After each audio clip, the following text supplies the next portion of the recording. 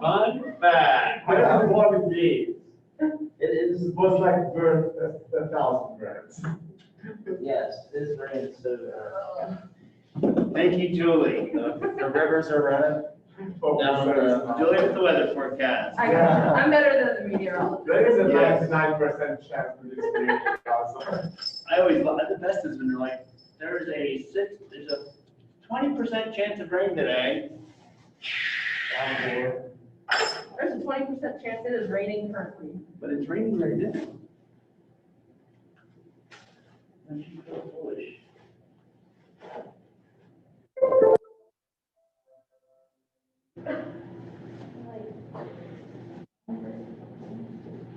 Oh.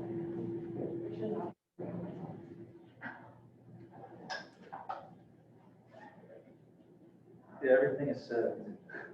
Yeah, to be honest, if I had time, I would just went back to my room to like get shower shoes. Rather than have one. Like, you know, it's your feet is bad. Yeah. It will dry, but Yeah. when your socks are bad, it's just you're going to feel that for like. Wait. I have an umbrella. What is that magic? Yeah, what kind of umbrella did you have? A nice one. I guess it works. One that works. Okay. Wow. I agreed, like.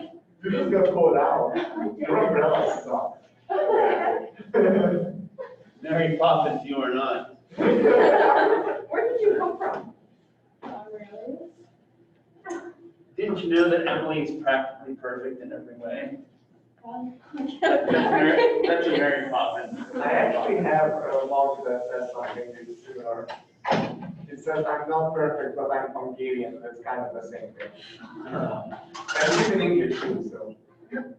Big class.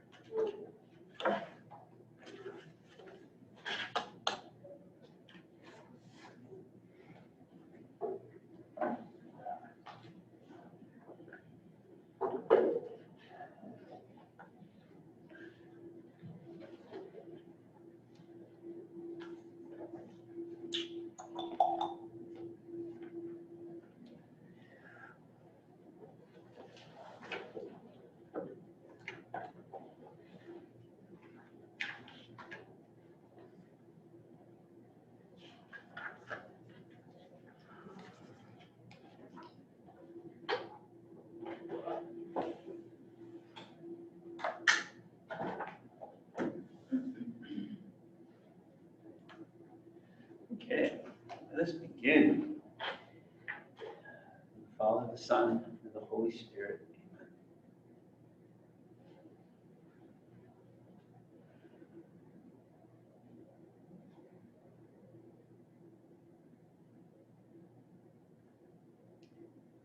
God, grant me the serenity to accept the things I cannot change, courage to change the things I can, wisdom to know the difference.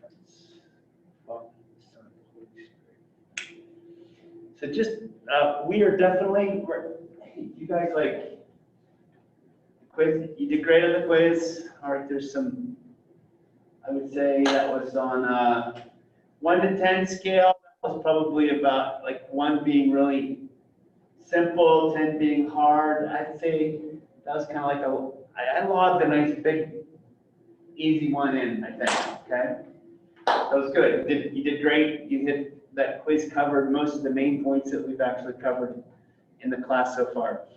We're going to talk about the distinction between drug action and drug effect, because there was a little bit of confusion there.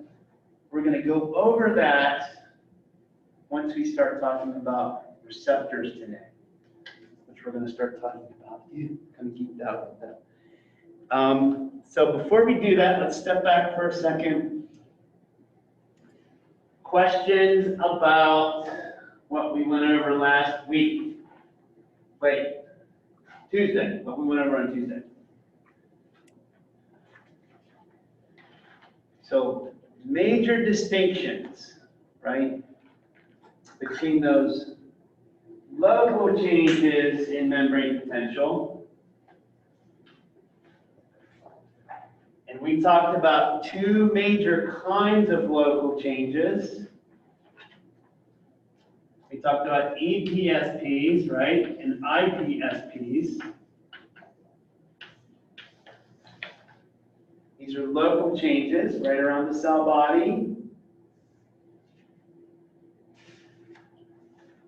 And then we talked about what's the change in membrane potential that isn't just local but actually travels.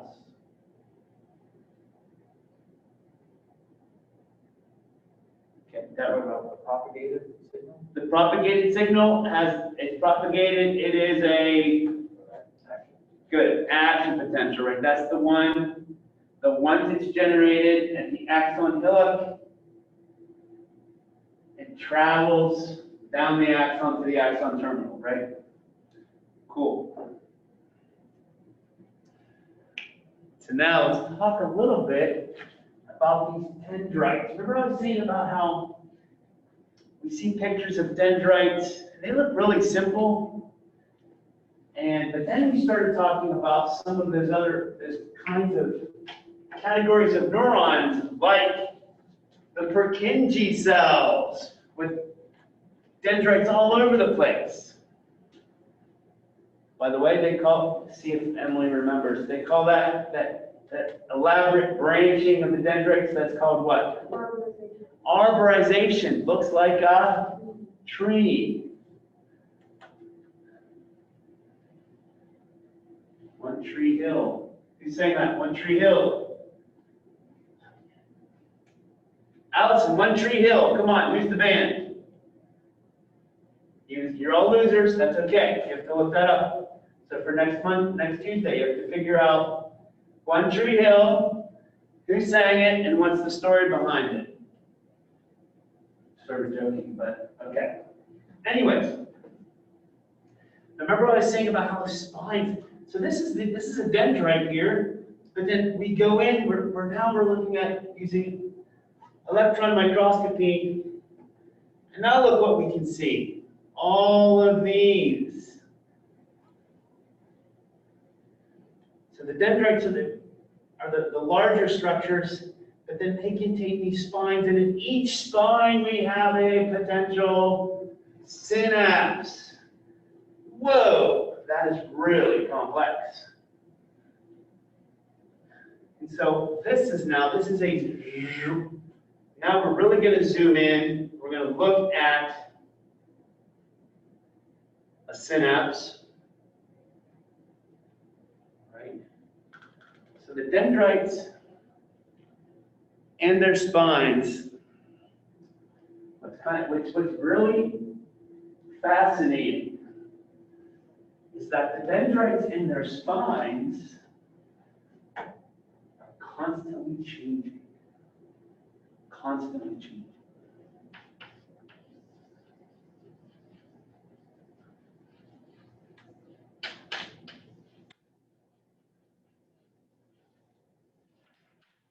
Constantly changing, which means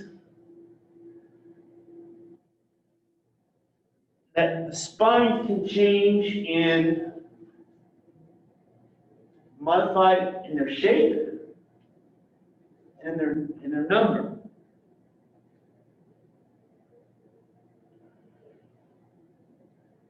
Change in their shape and their number, which means that this then modifies the nature of how many synapses can actually form with a particular axon or neuron, changes the connectivity of the brain, which changes how the brain processes information and how it responds. So here's one of the main ways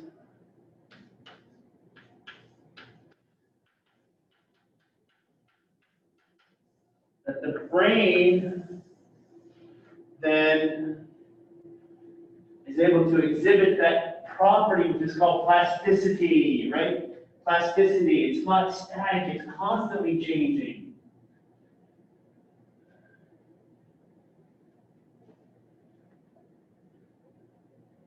Spines, the changes in the spines. Just to give you a couple, this is right out of your book. And what this does is this actually changes the way that a particular synapse functions over time. This connection can be strengthened or it can be weakened.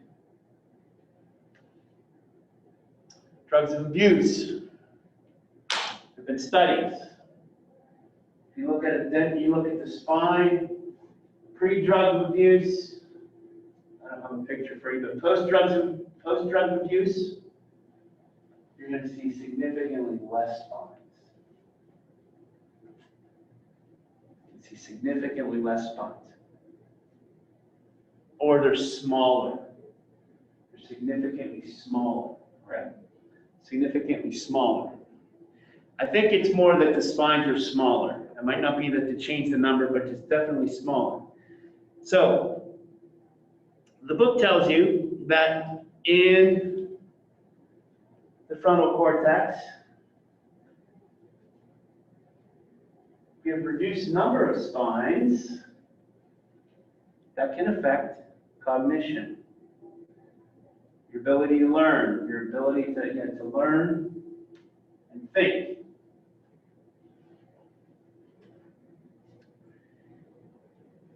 In people who are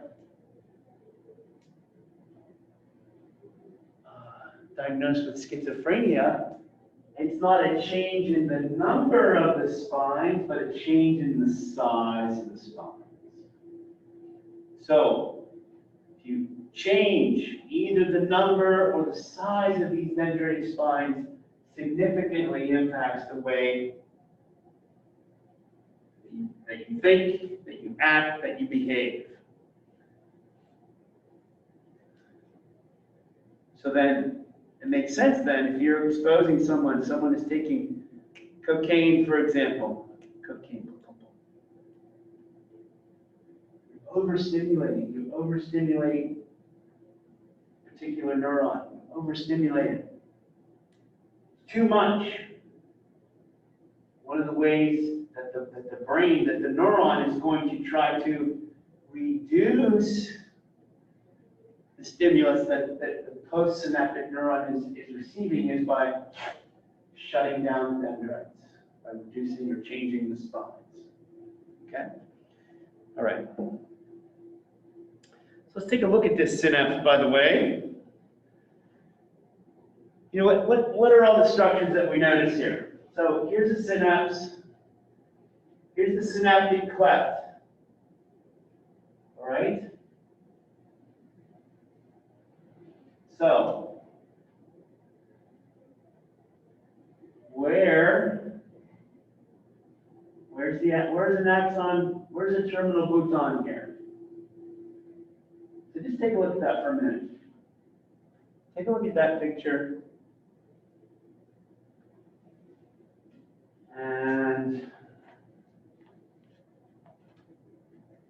where is the terminal bouton? Here's mitochondria. More power to you, baby. Anyways. So where's the terminal bouton? Sorry. I got something going on with my dendritic spines, right? Yes, I do. Anyway, so where's the bouton here? Where's the terminal? Axon terminal here. Okay, Emily. Isn't that where the synaptic vesicles are, like that area right there? Yep. So here we are. There's a real axon terminal right there, a bouton.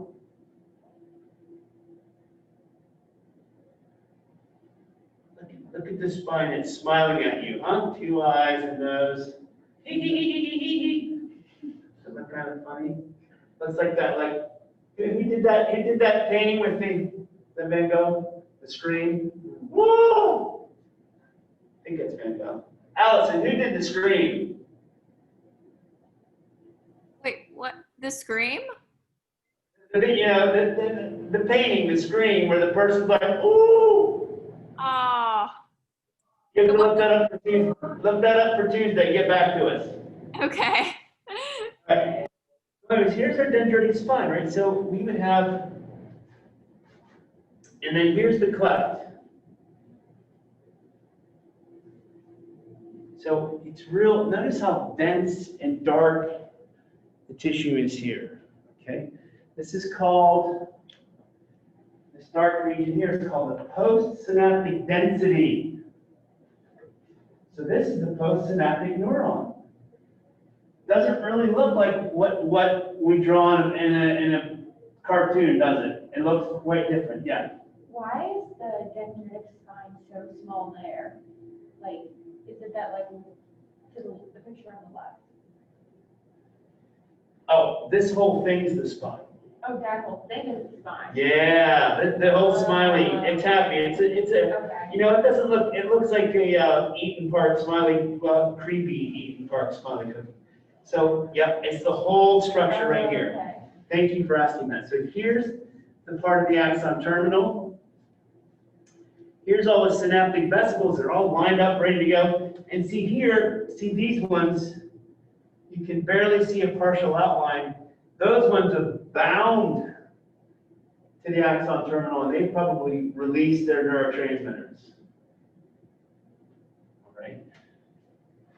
And then this real dark region, what do you think is absolutely, what makes this region so dark? Why is it so dark? What do you think are there? Why is the synaptic density so dark? This postsynaptic density. What is there in abundance? There's receptors all over the place. Yep. Good.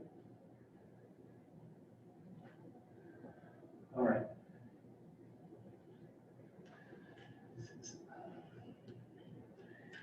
I have a Okay. question. Okay, go ahead, Allison, shoot. So does that kind of tie into why the surface area on the dendrites is so high because of how it how the neurotransmitters can attach to it? Yes. Do you mean why there's so many spines? Wait, I didn't hear what you said. Because there are so many spines, is that what you're asking? Yes. Yeah, well, we can imagine that in each of these spines, there's going to be a synapse. Each of these spines, there will be a synapse. That's a lot of synapses. So that the green structure that is on the PowerPoint, Uh-huh. that's not just one neuron, that's multiple. No, that is one neuron, my friend. Because I thought that the dendrites, like the illustration that we looked at last week, like the basic structure of a neuron, they were all like grouped in the one little spot. Yeah, so, okay, yeah, I don't have that picture. So, we sort of had that picture with the cell body and the dendrites sort of spreading out, looking like a little, maybe a cartoon picture of a sun or something like that, right? Mm-hmm. So they had these little processes that were extending from it, kind of like an axon, but receiving information instead of sending information, right? Yes. Well, each of those, what we see here then, this solid structure is one of those extensions. Okay. And then that extension then it's not just one extension, it's covered in spines. And each of those spines then has the potential to form a synapse with another axon. That makes sense. So I wasn't looking at it as just one extension, but that makes sense. Yep, that's one extension. So that just maybe that helps us to understand maybe even more clearly how complex this brain is. And then how many inputs there are to a given axon. So when we were talking Tuesday, about how all those inputs to a particular axon, we said that there's a summation event, right? So the summation, the total net effect of all of the inputs to a particular neuron, they have an effect of either raising the membrane potential to threshold or not. And so we looked at a network that had 4 inputs. Well, my goodness, look at how many inputs are just on this extension alone. A lot. So that summation is a very complex issue. All right, that's a good question. Thanks for asking that. Other questions about that? So, does this just take the level of complexity, that the way we thought about these networks, did it just take it from here to like explode it? Like, is your brain now like firing? Maybe. Emily, you've already seen pictures like this, right? Okay. So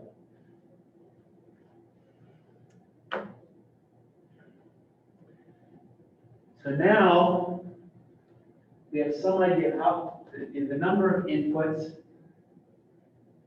the number of connections are made to a single neuron. So we thought it was complex when we looked at the Purkinje cell, but then when we think of each of those dendritic extensions of having potentially hundreds of connections themselves, okay, really complex. So now we're going to start talking about the receptors. But before we do that, once again, what's the classical technical term for the chemical that's released here at the axon terminus? The chemical signal is called a neurotransmitter. Okay, good. You guys did that on the quiz, but it's like coming out. All right. So, some common characteristics of neurotransmitters. These are listed in your book.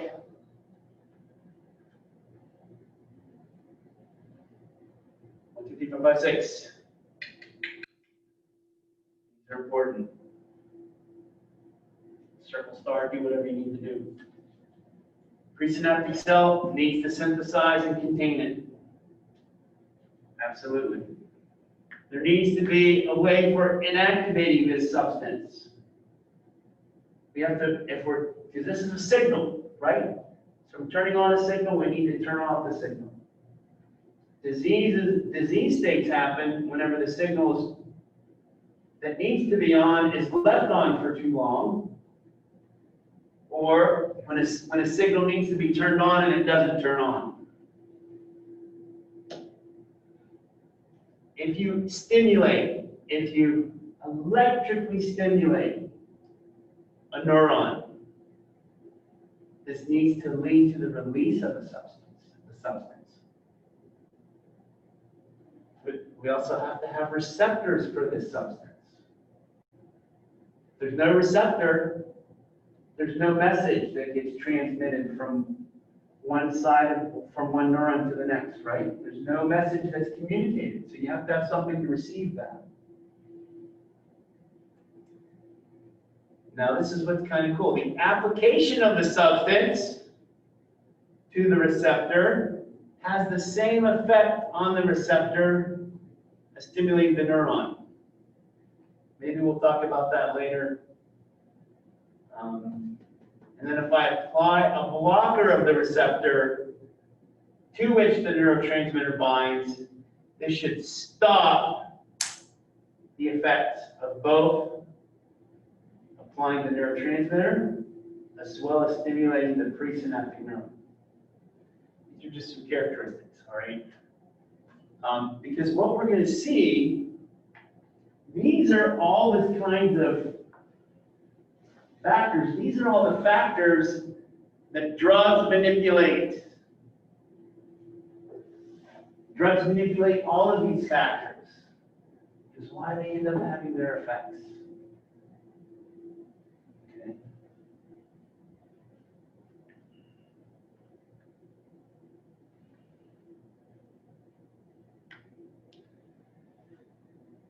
So, drugs are oftentimes classified or categorized by the receptor, the similarity that they have to the neurotransmitter. Let me state this again. It's very clear here. So drugs are oftentimes categorized by their drug action at the particular receptors and the drug effects and the way that they mimic specific neurotransmitters. What do I mean by that? A drug that activates dopamine receptors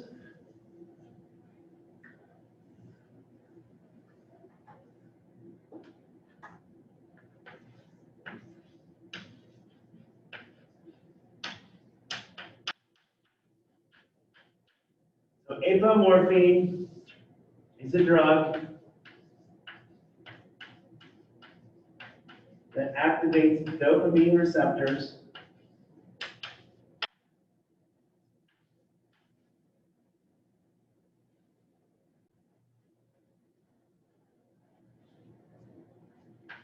promotes, makes them happen, dopamine-like behaviors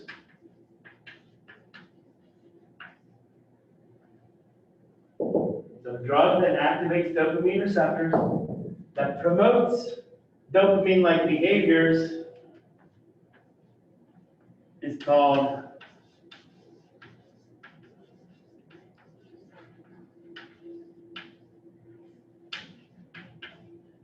is said to promote a dopaminergic effect. Dopaminergic effect.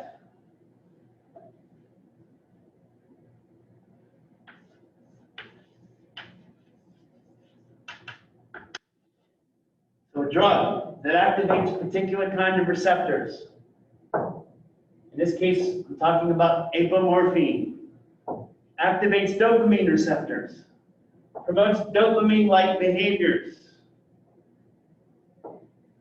Is said to have a dopaminergic effect.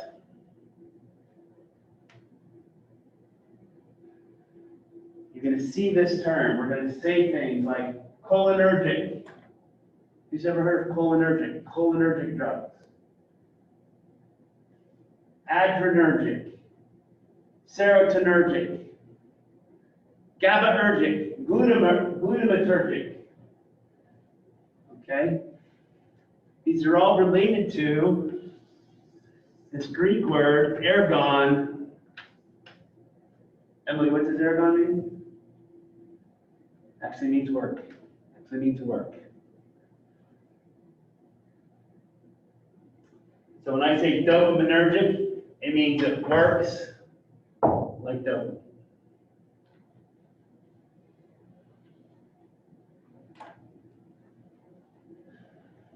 So is it more like a synthetic form of dopamine then, if it works like dopamine? It's not a synthetic form of dopamine. It has dopamine-like effects. Okay. I can see where you're going with that. That makes sense. But that's not how they talk about drugs. talk about the kind of effects that the drug has. Okay, but that's a good point.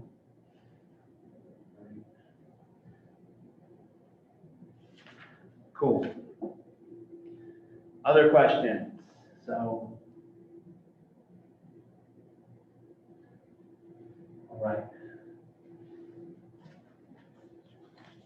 We're going to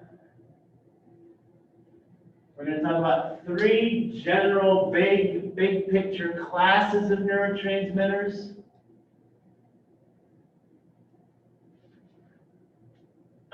Pure amino acids, for the most part. Glutamate is an amino acid. GABA is a slightly modified amino acid. Acetylcholine is all on its own. Acetylcholine is acetylcholine. There's nothing else like it. And then these 4 are modified amines. They're called monoamines.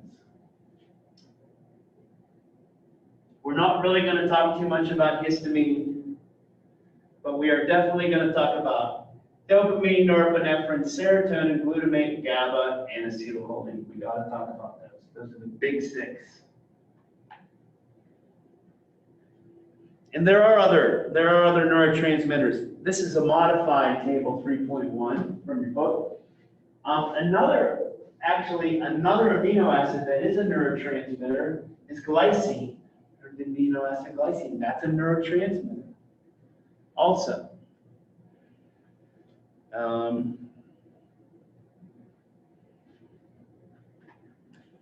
But we're mainly going to talk about these ones. Okay. All right. Review time.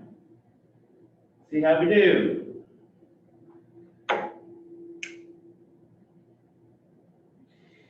We said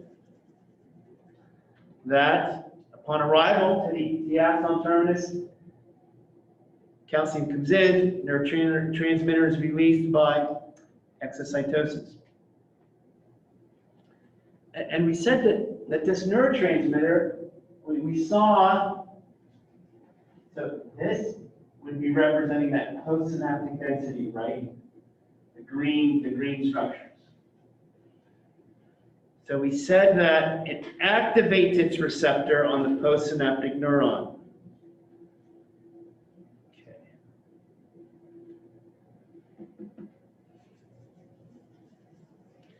So we're not going to talk about, so once the neurotransmitter is released, we don't want that signal to be out there activating these receptors for too long a time, because the nervous system, the way it functions is to make millisecond modifications to respond in millisecond, to respond to stimuli on a millisecond to millisecond basis, which means that signal, if it's going to be inhibiting something, it's going to inhibit, and then the signal's got to turn off. Or it's going to activate receptors, activate off. Joey. So that's like darker yellowish beige on the bottom, that's the postsynaptic neuron. Would that be the dendritic spine that we looked at earlier? That's a soma. That's why this is like a really, they draw it this way for other classes. Now we can see this is real. This cartoon really limps, right? This is actually plopping one big old axon terminus right on the cell body. Bam. But we could say, see, because here's other structures here. So yeah, it's just a better cartoon.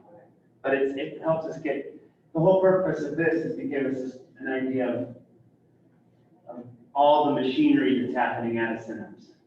So the calcium that goes into the axon terminal helps the neurotransmitters be released to the receptors?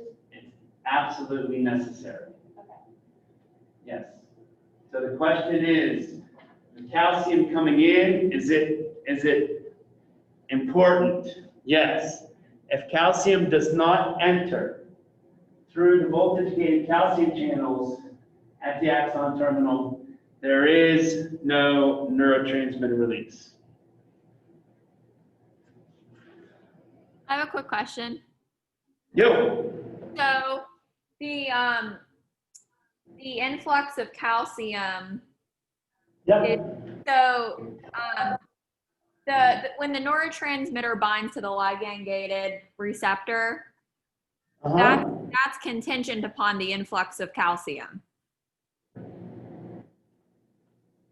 Ultimately it is, because the release of the neurotransmitter is contingent upon the influx of calcium. Okay, so it's like essentially like a chain.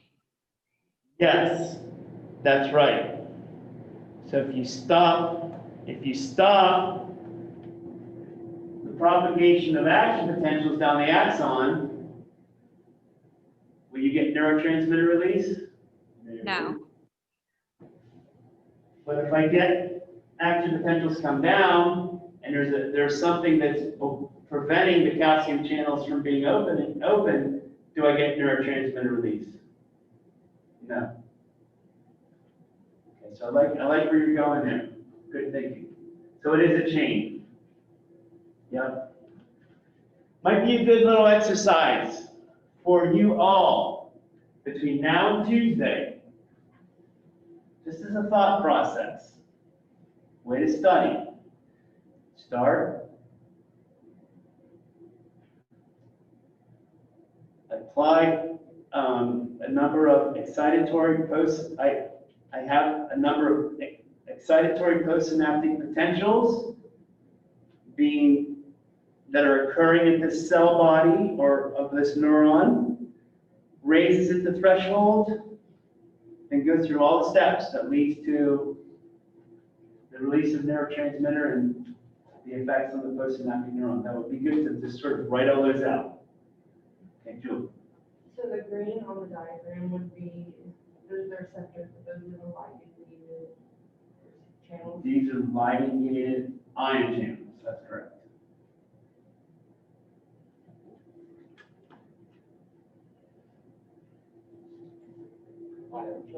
Oh, These ones are.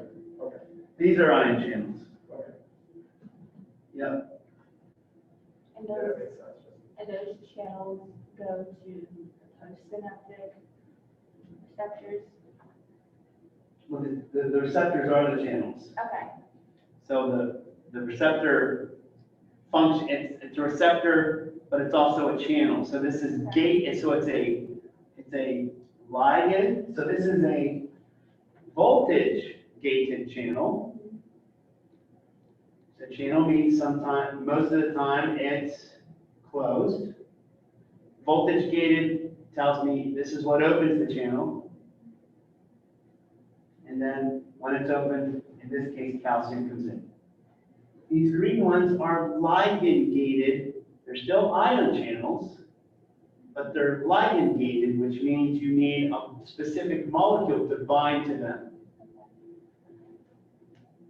Great example of that is what's called the nicotinic acetylcholine receptor. It's a ligand-gated ion channel. You need to have 2 molecules of acetylcholine bind to it. And remember, I mean, proteins, so I'm not going to get into the whole crystal structure of proteins, but these things are extremely, these receptors, they're protein machines. And the way that when they're closed, maybe a way that you can think about it would be, I like to use an image of a catapult, where it's pulled back and it's tied to the ground with a rope. So all that energy is there. And then you put your cow on it or something like that. And then you cut the rope, and it moves, right? Now you've released all this energy. throws whatever it is within the catapult. Literally what happens when the two molecules of acetylcholine bind, the protein changes shape, and this thing literally, it moves, and there's a hole that opens in the middle. It's more cool than like science fiction anything. You know, they show those doors like closing. They're nothing compared to what happens with these things. It's closed, and then all of a sudden, the protein moves, and things can come in. A door just appears. It's awesome. But then it has to close very quickly after that.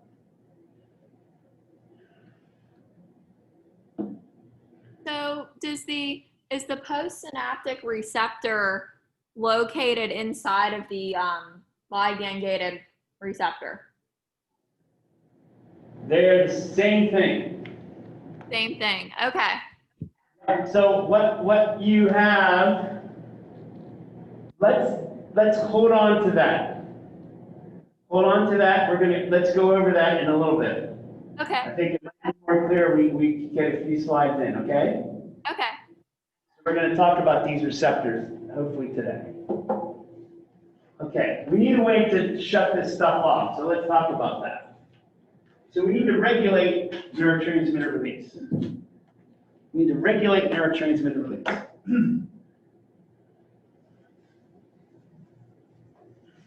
So the first way that we regulate neurotransmitter release is by changing or modifying the rate of, when I say neuron firing,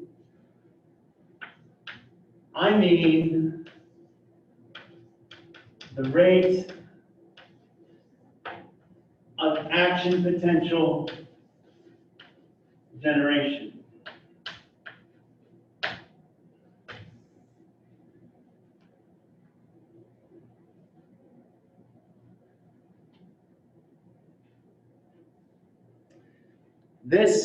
This way of regulating or modifying the amount of neurotransmitter that's released, it's very simple. If you increase the rate of action potential generation, so you're increasing the number of action potentials that reach the axon terminal within a certain period of time,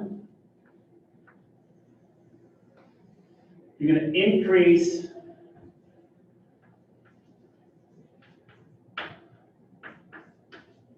the amount of neurotransmitter that's released.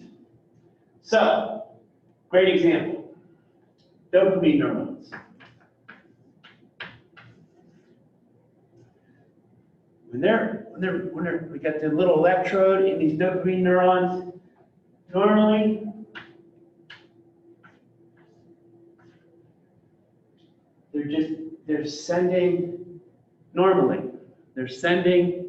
they're generating action potentials at a very slow, steady rate.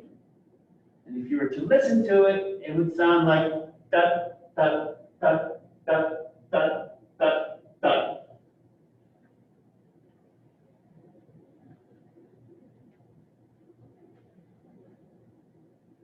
Neurotransmitter release is going to be very low. All of a sudden, something comes up. Candy bar. Something else. Phase it. Now all of a sudden, you get a significant increase in the rate of action potential generation. Traveling down those dopamine neurons leads to big increase in dopamine release, and you say, ow, I feel good. Or maybe you're moving. Oh, gotta get there. Dopamine hurts. Stimulating. What regions in my brain would be stimulating me to get moving? What network of neurons? We've talked about this. Allison, you got to answer that now. It's Come not. on, what region? Come on. Movement. What's the region of the brain with the network? Sympathetic. Well, yeah, but brain, not the peripheral nervous system. Come on.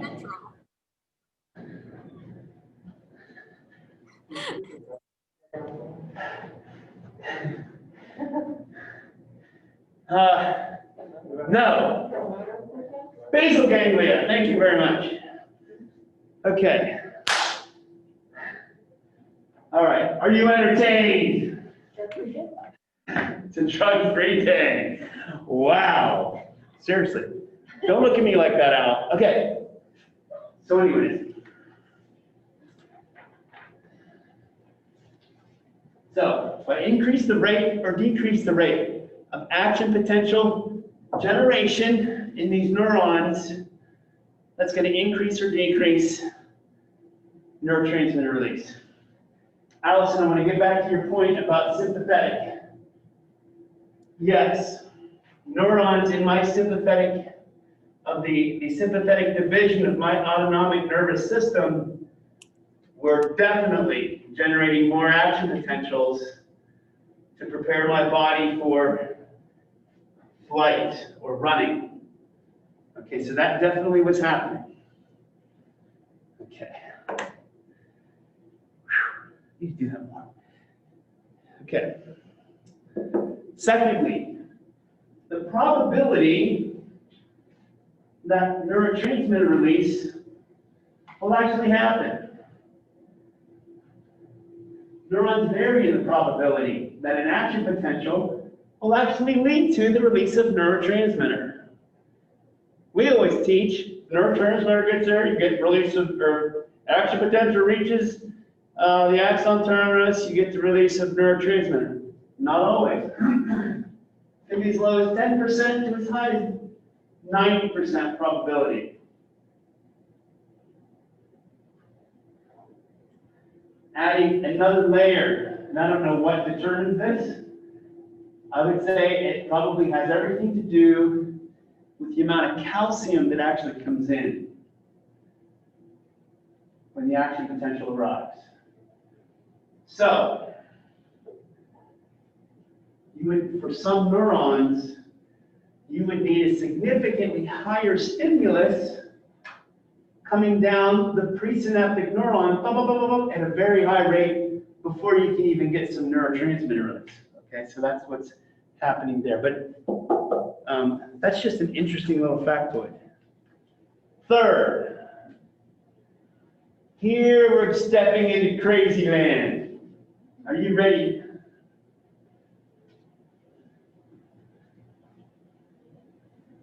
Neo. You ever see The Matrix? No.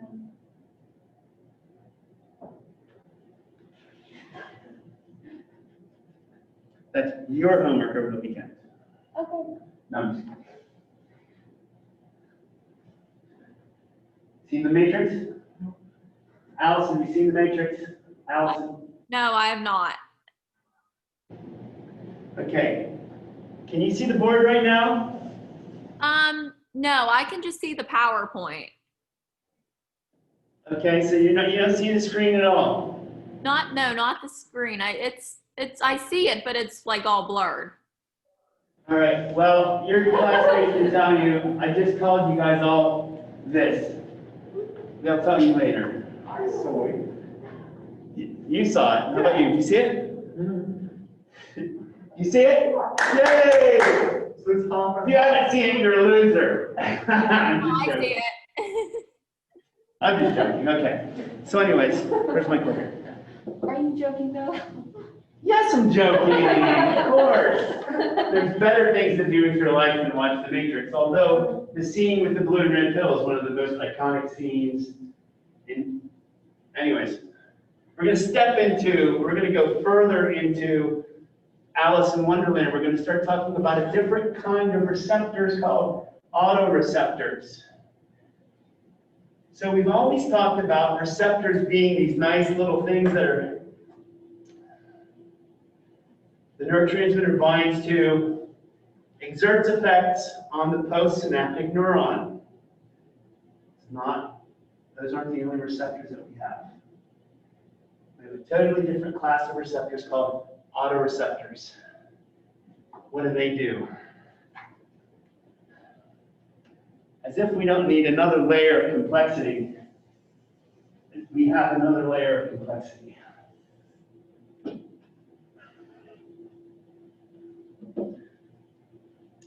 We've got two different kinds here. Excuse me.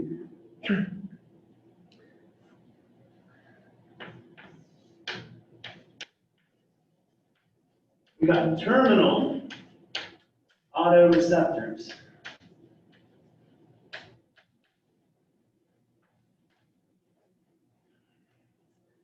The terminal autoreceptors are shown here in green. In this, so in this little cartoon. Well, let's start here with the big cartoon. Here's the big cartoon. Presynaptic, postsynaptic. We're zeroing in here at the synapse. The terminal autoreceptors are actually on the axon terminus. They're on the axon terminus.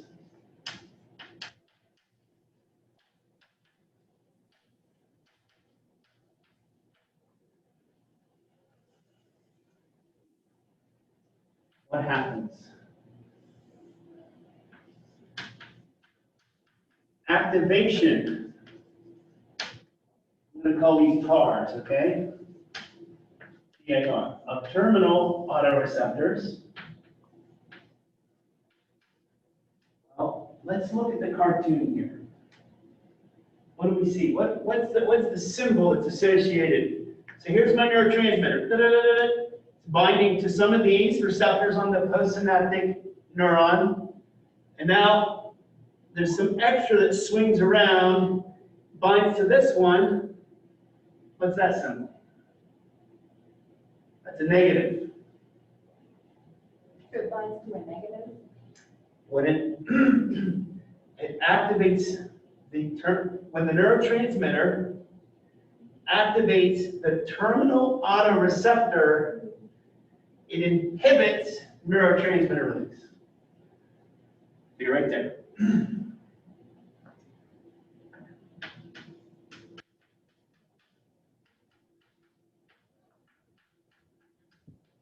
Inhibits neurotransmitter release from the axon terminal.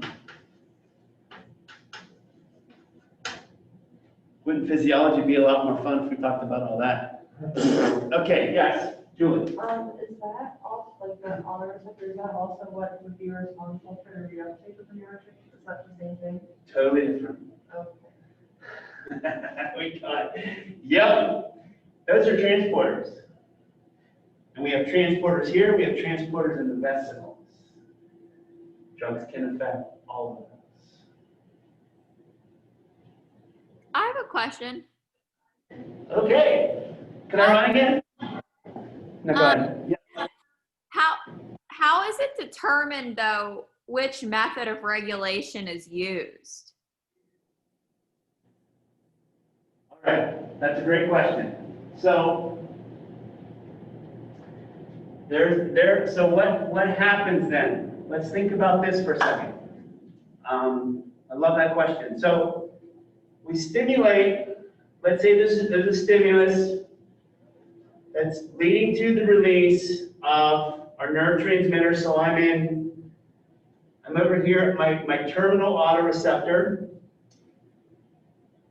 and neurotransmitter is released. Some of that neurotransmitter is going to bind to and activate the receptors. So notice, first of all, we're distinguishing receptors from autoreceptors.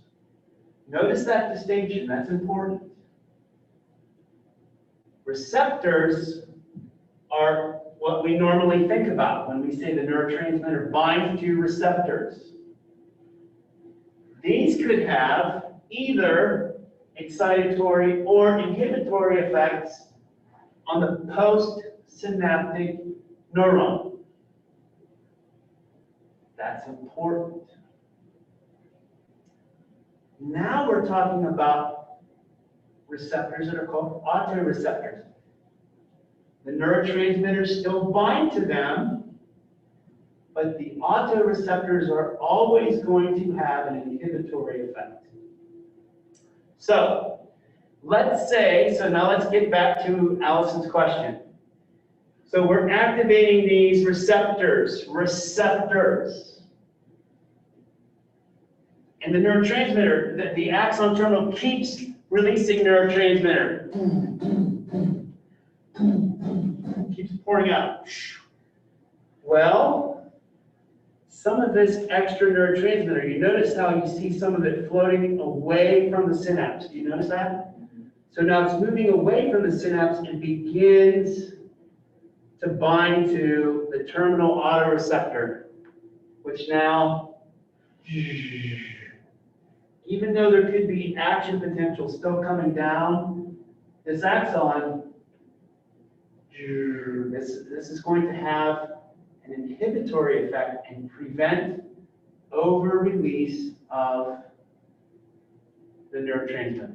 And this is all happening prior to the binding to the postsynaptic receptor. You mean,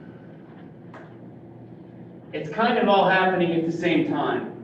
Is it before or after the ligand receptor, the ligand-gated receptor? Well, okay. Well, so the simple story is that it gets released, so the neurotransmitter gets released into the synapse, begins binding to the receptors on the postsynaptic neuron. Any extra neurotransmitter then begins to move away from the synapse. So I guess this is later. So later, like milliseconds later, extra neurotransmitter will start binding to autoreceptors and inhibiting neurotransmitter release. Okay, I was just trying to like piece it all together so it made sense like in the whole chain of events that's happening. No, these are great questions. That's a really good question. That's a really good question. I was just trying to reframe that. So good question. So are we following that?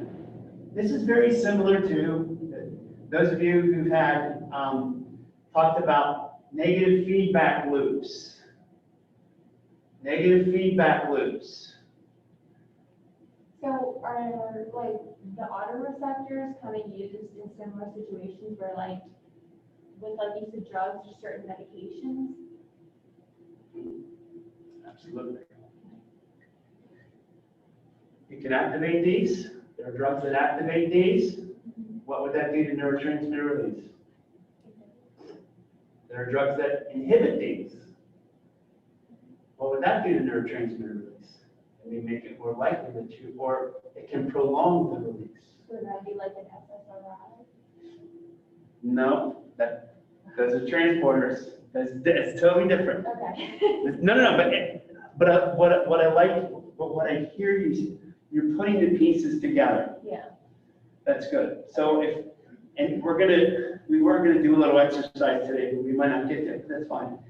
So, Julie, one last question, then I gotta move on. Could you give an example of like a drug or medication that would like inhibit or? Later. Okay. We're gonna get there. We're gonna start talking about drugs in a bit. All right.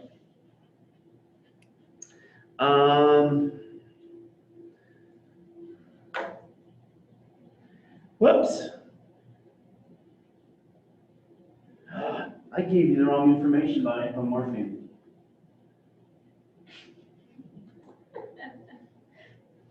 We're going to talk about that very soon. So that's my bad. I told you the wrong stuff about apomorphine. Whoops. That's okay.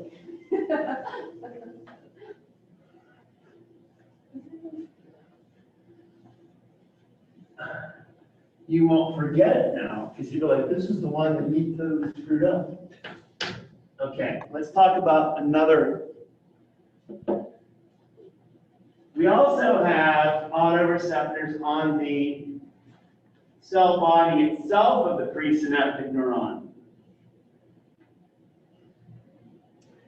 So these are called somato, actually, dendritic autoreceptors.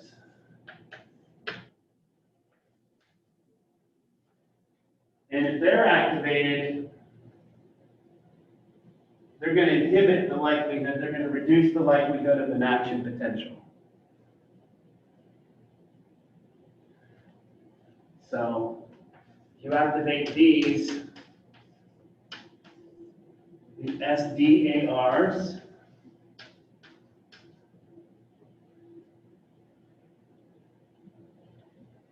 we're going to reduce action potential generation in the pre-synaptic neuron. Now, why am I calling it the presynaptic neuron?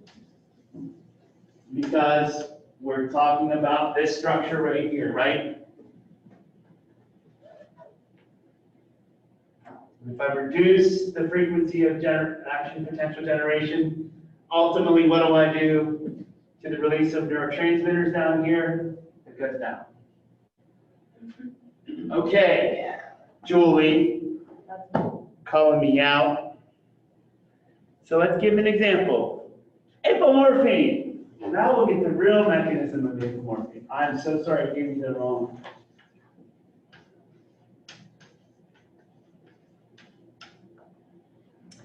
Apomorphine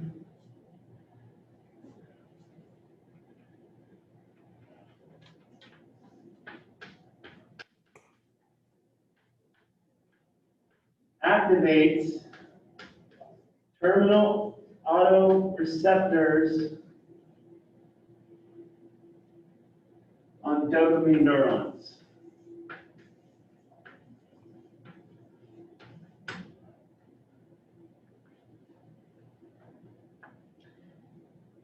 So one of the effects of activating dopamine neurons, especially in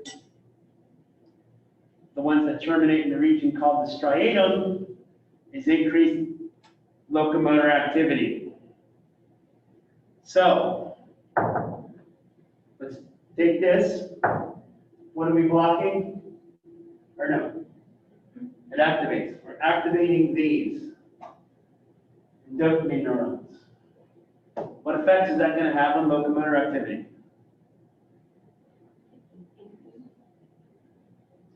So we're activating. So, okay, so let's do this.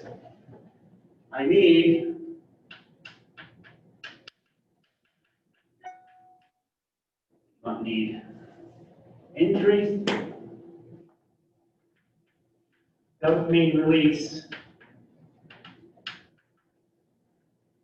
leads to increased motor activity.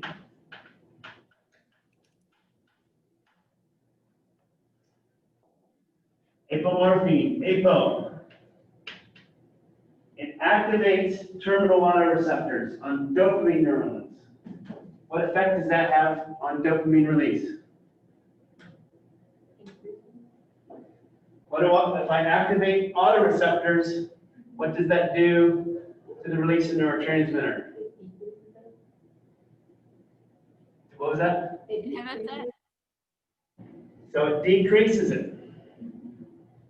So if you give apomorphine, it's gonna, I know I told you the other thing before, I was backwards, all right? It decreases dopamine release. Dopamine release is needed for motor activity. What's the behavioral effect you could predict from giving apomorphine? Or just like not moving at all. Reduced motor activity, reduced movement. Yes. What kind of morphine did you say? Oh.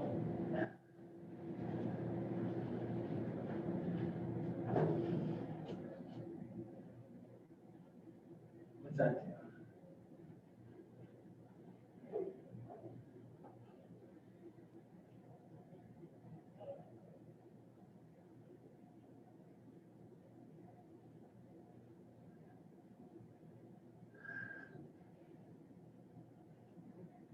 We had a kindergarten student teach us today.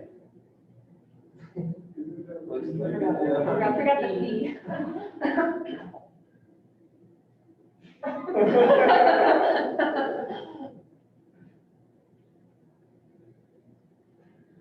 All right.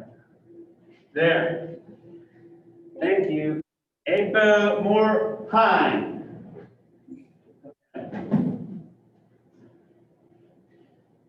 Unfortunately, we're going to see that we can't always make these simple predictions about drug effects. So when we start talking about that stuff, there's going to be a lot of times where we're just going to say, I don't know why it does that, but in general, that's what we can predict. So be able to predict some of those things. All right, now, ultimately though, we talked about, so those are autoreceptors to be distinguished from receptors.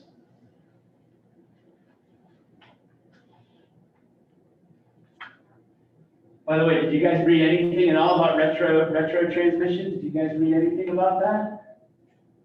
Oh, did you guys talk about that in neuroscience? Retrograde transmission. Oh, Yeah, there's a whole class. Cannabinoids. Cannabinoids? Cannabis, does that sound familiar to anybody? Cannabinoids. So we have cannabinoid receptors. And if this isn't crazy, it is, because it's the way it works. We have endogenous cannabinoids that are synthesized on demand in the postsynaptic neuron and released retrogradely. They go back and have their effects on the presynaptic neuron. Isn't that cool? Yeah. so just to clarify, the apomorphine deals with the somatodendrite autoreceptors, Terminal autoreceptors. just the terminal autoreceptors.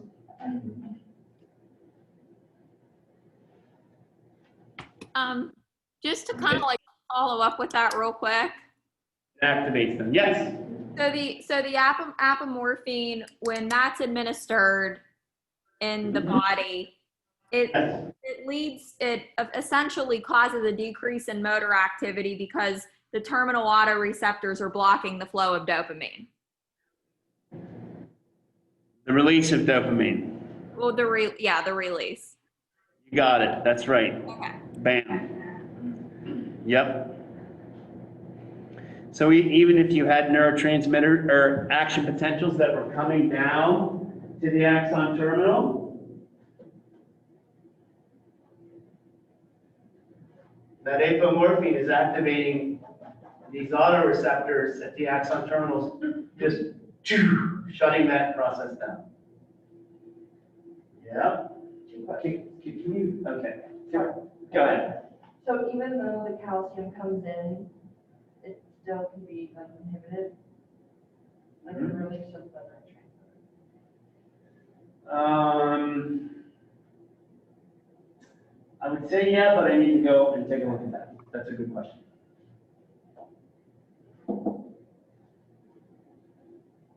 But normally, let's go back to the receptors.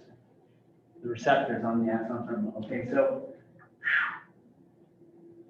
how's everybody doing? Are we like totally like confused about what's going on here? This is something where this would be a good thing for you to come in, and you're even allowed to come in here and study anymore. I think conceptually, yes, as long as you know what real stuff, you can allow it more to. So this would be really good to sort of sit down and, oh, actually, we're going to have something to do with that. It's not going to happen today, but we'll do it next week. So you guys have a couple things. Number one is One Tree Hill. What's your job, Allison? What are you supposed to do? I'm supposed to find out who painted the scream. Yeah, you got to do that. And watch the red pill, blue pill scene. That's the only scene you got to watch, red pill, blue pill. All right, anyways. So receptors. Now we're going to talk about, first of all, neurotransmitters, binds to and activates the receptor. The That's the neurotransmitter. Always is going to bind to and activate its receptor. That's a big. Activation of the receptor is going to communicate a signal, some kind of signal, to the inside of the cell. So it's going to bind to the outside of the cell, out here. And most neurotransmitters, when we talk, have more than one receptor to which they bind. Even classes of receptors have different, there are multiple, oftentimes there's multiple varieties of these receptors, and we call those subtypes.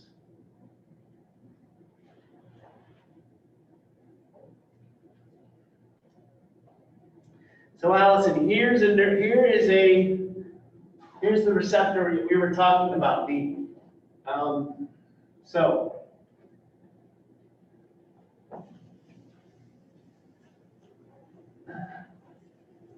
we're going to talk about two major categories of receptors.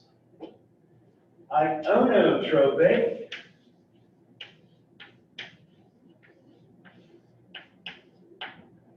and what are called metabotropic.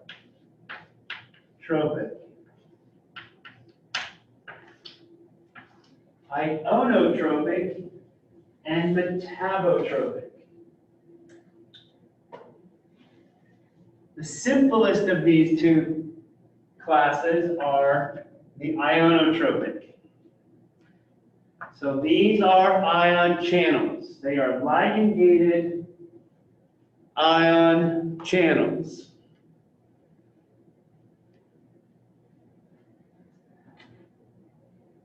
So these channels are oftentimes comprised of different subunits, which means they're little protein building blocks that they put together.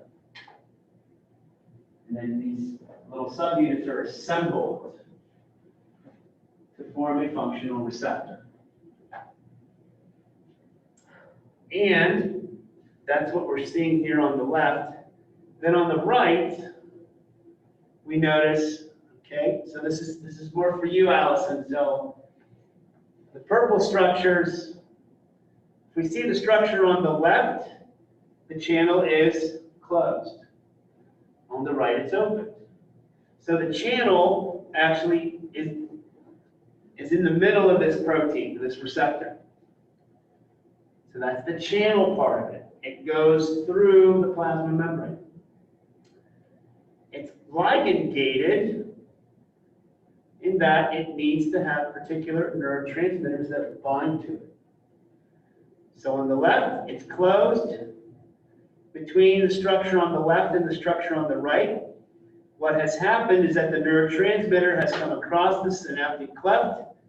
Two of those molecules have bound to the receptor in different sites, binding sites. And now it's changed shape.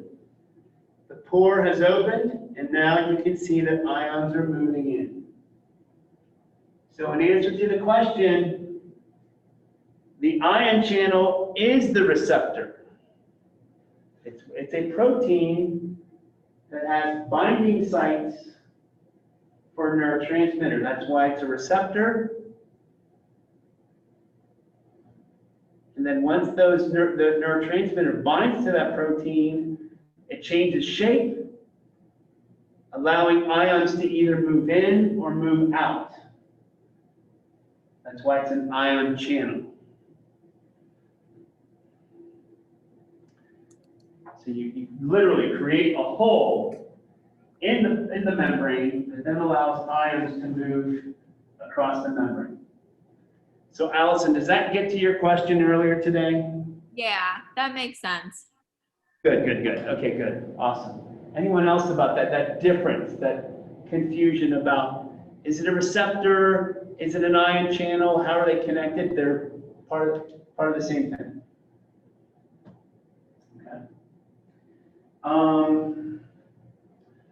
Drug action. I want to talk a little bit about the quiz. That was the only part where there was a little bit of, some folks said, gave me drug effects. Some folks said that it inhibits neurons, about lorazepam, that the drug inhibits neurons. The main thing we want to talk about when we talk about drug action is its interaction with those receptors. What kind of receptors, what kind of action does it have? Because drugs can inhibit or activate. And in the case of lorazepam, benzodiazepines do not activate GABA receptors. They bind to them, and they make it much more likely that the receptor will open. But those drugs do not activate receptors. So, anyways, cool. So I'm introducing receptor subtypes here. We're going to talk about that. We're going to see some examples of receptor subtypes later. I'm just bringing it up now. So, nicotinic acetylcholine receptor.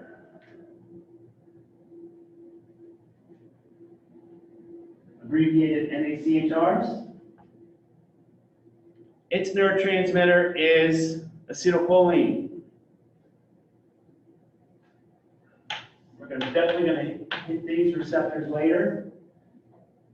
When acetylcholine binds, the channel opens, and typically sodium enters. Sometimes calcium enters, but usually it's going to be sodium that comes into the cell. So when nicotinic receptors are activated, their effect on the neuron is always going to be excitatory. Ions are always coming in. Is that specifically for acetylcholine? That's for this receptor. Okay. Yep, that's for acetylcholine, not for acetylcholine. The interaction, that's the result. I'm glad you asked that. That's a good question. That's the result of the interaction between acetylcholine and nicotinic acetylcholine receptors. There's another class of acetylcholine receptors that can have excitatory or inhibitory effects. We'll get to those later. NMDA receptors. I always forget what NMDA stands for, and I definitely don't know what GABA stands for. I know the mnemonics, and there's the acronyms. I know the acronyms. But NMDA receptors, when they're activated, calcium comes in. Calcium comes in, that's a CH+2. That's going to be an excitatory effect. And just for those of you who are scoring at home, activation of NMDA receptors associated with what's called long LTP. We're not going to talk about that. I'm just going to mention it here. It's called long-term potentiation. These receptors are open for a relatively very, very, very long time. And LTP is required for learning. LTP, so you need to activate NMDA receptors for learning to happen. It's absolutely required. I think GABA stands for gamma aminobutyric acid.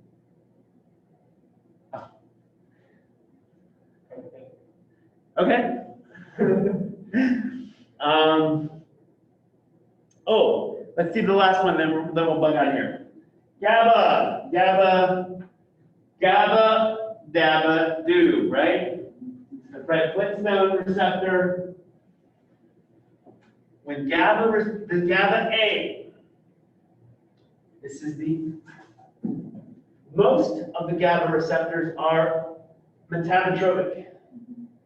This particular subtype is ionotropic. And when it's activated, it allows chloride to enter. Chloride comes in. Cl minus. Cl influx. So, we give lorazepam. It increases the likelihood that GABA is going to activate GABA receptors.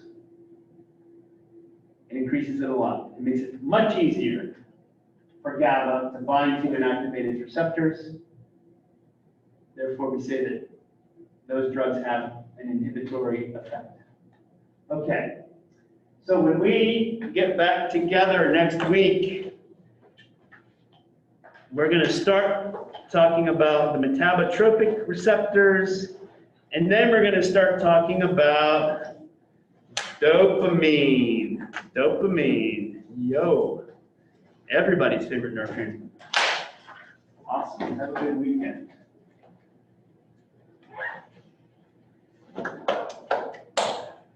Sorry about the apomorphine thing, man. Sure. Starting to think you knew what you were talking about there for a while. Nah, don't let me fool you, man.